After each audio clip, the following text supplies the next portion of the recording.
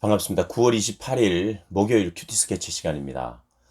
오늘 본문은 히브리서 13장 1절부터 8절까지의 말씀입니다.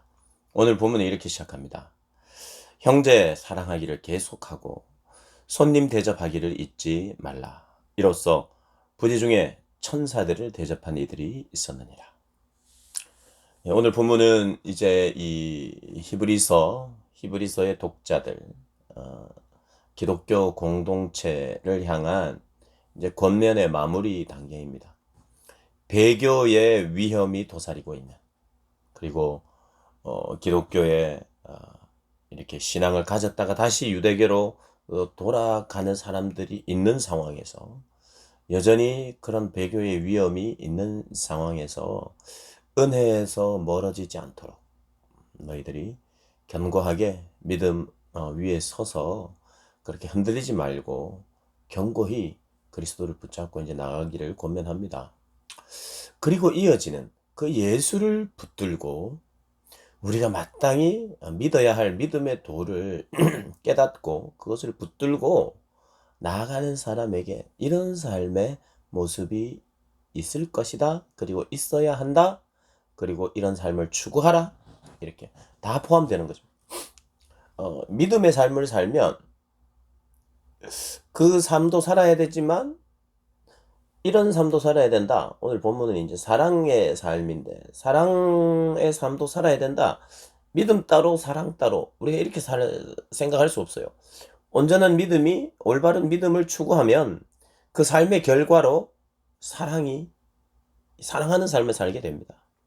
그러니 그 결과로 일어나는 일이면서 동시에 그 결과가 일어나고 있는지 체크도 해봐야 되고, 일어나지 않고 있다면 내 믿음이 잘못됐는가를 잘 살펴보면서도 동시에 내가 사랑을 실천해야 되는 사람이라는 것도 깨닫고 해야 하는 것이죠.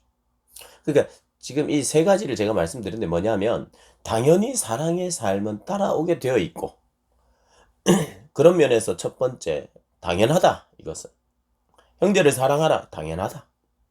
아멘. 이렇게 돼야 되고, 두 번째는 내 신앙생활에 참 내 건강이 이 본문을 통해서 나타나야 될 텐데, 사랑으로 나타나야 될 텐데 하면서 나를 돌아보는 그런 어떤 기준으로 삼아야 돼요. 세 번째는 나에게 믿음이 있는데도 불구하고 사랑이 나타나지 않는다면 내가 여러 가지 생각하고 또 기도도 해야 되겠지만 사랑을 실천하는, 움직이는 그런 모습이 필요하다고 스스로에게 이 말씀을 통해서 적용해야 됩니다. 그래서 이제 적어도 믿음 따로 사랑 따로는 아니다. 자연스럽게 흘러나와야 된다. 여러분, 기독교에 있어서 믿음은 굉장히 중요합니다. 그리스도를 믿어야 되죠. 죽으시고 부활하시고 승천하신 하나님, 다시 오실 예수님, 죽으시고 부활하시고 승천하신, 그리고 다시 오실 예수님, 그 예수님, 우리가 믿는 그 믿음의 내용이 중요합니다. 또 그리고 우리에게 정말 기독교에 있어서 가장 많이 언급되는 게 뭡니까? 사랑이죠. 사랑입니다. 어떻게 보면 기독교 사랑에 대한 이야기를 하지 않으면 할 말이 없습니다. 그죠? 어떻게 보면 사랑 빼면 시체예요. 시체. 어떤 사람에게, 저 사람에게 사랑이 빠진다면 저 사람 시체다. 그 원래 사람도 그래요. 사람도 그래야 돼요. 원래 하나님이 그렇게 만드셨으니. 어떻게 보면 생명의 핵심적인 요소가 사랑이잖아요. 저 사람에게 생명이 있다, 이런 것은 사랑이 있어야 생명이 있죠. 밥만 먹고 있으면 그게 생명이 있다고 말할 수 없죠. 생명이 있다. 그 사실은 사랑이 있다는 것이에요. 우리가 생명의 종교잖아요. 그건 바로 사랑의 종교인 거예요. 사랑의 종교. 그러니 당연히 나타나야 되죠. 그래서 형제 사랑하기를 계속하라. 중단하지 마라. 지금 위기 가운데 있다고 해서, 고난 가운데 있다고 해서, 배교의 위협 속에 있다고 해서 내가 마땅히 살아내야 될 사랑의 삶, 그거 중단하면 안 된다. 계속해서 우리 형제 사랑해야 돼. 화목하기를 구하고 섬기기를 또 즐겨하고 계속해서 형제를 사랑하고 섬겨야 된다. 그 계속해라. 그리고 그 사랑의 일환으로 손님 대접하기를 잊지 마라. 네 코가 석자라고 해도 여전히 너는 누군가를 대접해야 되는 사람이야. 대접해야 되는 사람. 여러분, 저와 여러분은 누군가를 대접하는 사람입니다. 오늘도 내가 누구를 대접할까? 그 사람 행복하지 않습니까? 그 사람. 뭘 얻어먹을까? 이 사람이 아니라 내가 어떻게 대접할까? 어떻게 대접할까? 손님 대접하기. 뭐 손님뿐만 아니라 형제 자매들, 내가 아는 이들을 어떻게 대접할까? 내가 한번 대접하면 저 사람도 나를 대접하겠지. 이게 아니라 내가 대접하면 그 대접을 받는 사람으로 인해서 내가 받는 어떤 마음이 있잖아요. 느끼는 마음이 있잖아요. 그것이면 보상이죠. 내가 이렇게 섬겼더니 그가 기뻤다든지 즐거웠다든지 힘이 되었다든지 나의 작은 대접이지만 이것은 나를 단지 뭐 밥을 사주는 이 정도가 아니라 나를 생각했구나. 나를 생각하고 나를 사랑하는구나. 이것이 대접을 통해서 그가 받는 인상이죠. 어떨 때는 당신의 한마디 때문에 변곡점, 턴을 하게 돼요. 내 무기력했던 내 삶이 턴을 하게 되었습니다. 심지어는 내가 자살하고 싶었는데 당신의 사랑과 섬김 때문에 내가 힘을 얻었습니다. 살아야 될 이유를 발견했습니다. 당신에게. 그런 일도 언제 가능한가? 누군가가 대접할 때 가능하죠. 그러니까 대접 정신이 필요합니다. 대접 정신. 하나님의 뜻을 어떻게 구하고 계십니까? 하나님, 내가 어떻게 해야 받습니까? 하나님, 보물 지도를 주십시오. 어디로 가고 어디로 가고 땅을 파면 내가 얻을 게 이런 건가요? 믿음의 여정, 내가 보물을 발견하기 위해서, 나만 앞서가기 위해서, 나만 특별히 하나님 앞에서 정결해지고 깨끗해져서 나만 들리는 음성, 보물지도, 어디에 보물이 있는지를 가르쳐주는 그 음성을 들으려고 혹시 하나님을 믿으려고 하는 것입니까? 보물이 무엇입니까? 대접하는 겁니다. 대접, 사랑하는 것. 그러니 하나님 앞에, 하나님 보물 어디 있는지 가르쳐 주세요, 이렇게 기도하시면 안 되고, 하나님, 나의 보물은 대접하는 것입니다. 오늘 누구를 대접하는 것이 보물을 발견하는 것입니까? 네. 대접하는 거예요. 대접. 하나님 뜻은 대접입니다.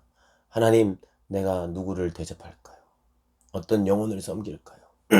어떤 나라를 대접할까요? 사랑이라는 게 그런 게 아니겠어요? 어느 나라를 내가 마음에 품겠습니다. 그 나라를 대접하겠다는 게 대접. 여러분, 하나님의 뜻을 그렇게 우리가 찾아가야 되죠. 결국에는 내가 내 주변에서, 내 땅에서, 내 형편의 가족, 형제, 자매들, 내가 아는 내 삶의 바운더리에서 대접하지 못하면 그 어디서 대접을 하겠습니까? 어떻게 선교를 하겠어요? 모르는 사람들을 대접한다. 아는 사람도 대접하지 못하는데 어찌 모르는 사람을 대접하겠습니까? 하나님의 뜻은 멀리 있지 않습니다. 그리고 하나님의 뜻은 그냥 딱 주어지면 내가 할 수 있는 게 아니에요. 순종해야 되고 훈련해야 되고 연습해야 되고. 그래서 하나님 앞에, 하나님의 뜻, 대접의 뜻, 하나님 오늘도 제가 이루게 해주십시오 하고 기도하는 게 그게 신앙생활이죠. 그러면서 이렇게 또 3절은 이야기합니다. 갇혀있는 자를 생각하라. 우리가 대접해야 될 사람 중에 하나는 무엇으로 인해서 갇혀있는지, 하여튼 그 마음이 어렵든지 힘들든지 뭐 군대 가 있든지 어디 가 있든지 갇혀있는 사람들 생각하는 거. 하나님이 우리에게 그거 생각하라는 거예요. 귀중하게 보고 계십니다. 갇힌 자를 생각하고 학대받는 자를 생각하라. 그들을 생각하라. 우리 그들을 위해서 기도하고 행동할 수 있는 것이 있으면 행동하고, 그리고 우리의 생각 안에, 우리의 머리 안에 들어와야 될 사람, 형제를 사랑하고 손님을 대접하고 갇힌 자, 낙담한 자, 학대당하는 자, 그들을 생각하는. 여러분, 우리는 때때로 우울한 뉴스를, 사고가 났고 또 힘들어하는 사람들의 그런 모습을 어떨 때는 보기가 부담스러울 때가 있을 거예요. 그죠? 늘 어렵고 힘든 사람들이 나타나면 나도 힘든데 자꾸 우울한 소식들 듣기 싫을 거예요. 그러나 들어야 합니다. 그 소식을 듣고 생각하고 기도하고, 그것은 끊이지 않을 거예요. 계속해서 온 땅에, 이 세계에 우리 이 이웃 재난들, 어려움들 있을 것입니다. 땅이 갈라지기도 하고 홍수가 나기도 하고 그래서 누군가는 죽어나가고 아픔을 당하는 그들 주변에 늘 있어요. 하나님 있게 하십니다. 그들이 생각해야 돼요. 기도해야 돼요. 그래서 우리의 기도에서 늘 빠지지 않아야 될 것이 이 제목입니다. 형제, 손님, 그 다음 학대 당하는 자, 갇힌 자들 위해서 기도해야 되죠. 그러면서 4절을 이렇게 이야기합니다. 사랑을 하는데 그러나 정결하게 사랑해야 된다. 세상 방식으로 사랑해서는 안 된다. 모든 사람은 결혼을 귀히 여겨라. 침소를 더럽히지 마라. 세상이 가르쳐주는 이 성적인 이 타락에 동조하지 마라. 음행하는 자들과 함께 하지 마라. 이 세상은 지금 많이 변해 있습니다. 자기와 마음만 먹으면, 마음만 서로 같으면 결혼한 사람이든 하지 않은 사람이든 얼마든지 자기의 감정대로 서로를 존중하면서 사랑할 수 있다고 그렇게 말하고 있는 시대입니다. 그러나 하나님은 그런 사랑 말고 정결한 사랑, 구별된 사랑, 하나님이 말하는 사랑, 그렇게 사랑하고 정결하게 사랑할 것을 또 요구하십니다. 계속해서 이런 사람들을 사랑하고 섬기고 그리고 남녀 간에 정결하게 사랑하라. 부부 안에서 사랑하라. 그리고 사랑해서는 되지 않는 대상을 이야기합니다. 이건 사랑하면 안 된다 하면서 가르쳐주는 것이 5절입니다. 돈을 사랑하지 말고 돈을 사랑하면 안 됩니다. 손님도 사랑하고 형제도 사랑하고 남녀간에도 사랑하고 정결하게 사랑해야 하지만 사랑하고 그러나 돈은 사랑의 대상이에요. 돈을 많이 버는 건 괜찮습니다. 그러나 돈을 많이 벌든 적게 벌든 돈을 사랑하면 돈의 노예가 되게 되어 있습니다. 그래서 돈을 사랑하지 말고 있는 바를 족한 줄로 알아라. 있는 바를 내가 족한 줄로 알면 비전도 꿈도 목표도 안 생긴다고 말하는 사람이 있는데 그렇지 않죠. 손님을 대접해야 되고 형제를 사랑해야 되고 갇힌 자, 학대당한 자를 생각하고 그들을 도우려고 생각하면 뭐가 필요합니까? 필요하죠. 근데 그 사람이 게으르게 산다? 그렇지 않죠. 자기를 위해서 그렇게 살 필요 없고 자기를 위해서 이렇게 열심으로 돈을 벌 필요가 없고 오히려 다른 이들을 위하여 돈을 벌어야 되는 필요를 알면 이 사람은 열심히 꿈과 비전을 가지고 무슨 꿈요? 손님 대접의 꿈을 가지고 돈을 벌게 되어 있습니다. 돈을 사랑해서 나를 위하여 채우고 하려는 그런 의미에서 돈을 벌어서는 안 되죠. 이러한 삶.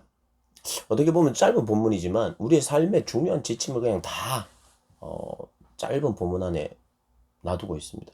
어떻게 보면 오늘 13장 1절부터 8절까지만 잘 우리가 묵상해도 매일매일의 삶에 아주 중요한 삶의 지침이 여기 담겨 있는 것 같아요. 오늘 본문만 잘 소화하고 내가 평생 늘 이런 마음으로 살아간다면 참 승리하는 삶, 참 좋은 믿음으로 사는 사람이 될 것이라고 믿습니다. 짧은 본문이지만 여러분의 평생을 좌우하는 그런 본문의 말씀이 되시기를 주님의 이름으로 축복합니다.